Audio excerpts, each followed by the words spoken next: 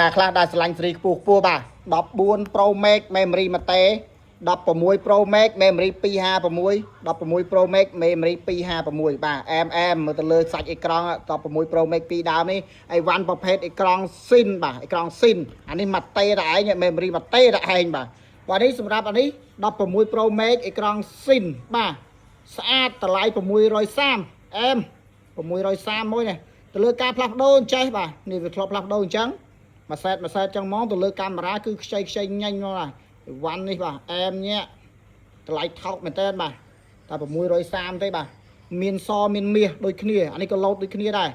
លោតដូចគ្នាកាមេរ៉ាគឺខ្ចីដូចគ្នាមួយសែតមកកាមេរ៉ាញាក់ដើរគ្រប់គុណបាទទាំងមុខទាំងក្រោយកាមេរ៉ាមុខអីខ្ចីលវក់នេះ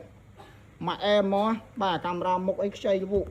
អានេះ memory មកតេតែឯង memory ញាក់សាច់មកមួយក៏លឺថា memory វាញាក់សាច់ក៏ដោយ memory មកតេនេះការផ្លាស់ប្ដូរវាដូចគ្នាអញ្ចឹងដែរនេះមើលទៅលើ memory នេះមកតេអូយញាក់សាច់មួយហើយកាមេរ៉ាវាអីដើរគ្រប់គុណដូចគ្នានេះកាមេរ៉ាដើរគ្រប់គុណអែមអញ្ចឹងសម្រាប់បងត្រូវការ16ក៏បាន14 Pro Max បានអញ្ចឹងមានចូលណាតម្លៃពិសេស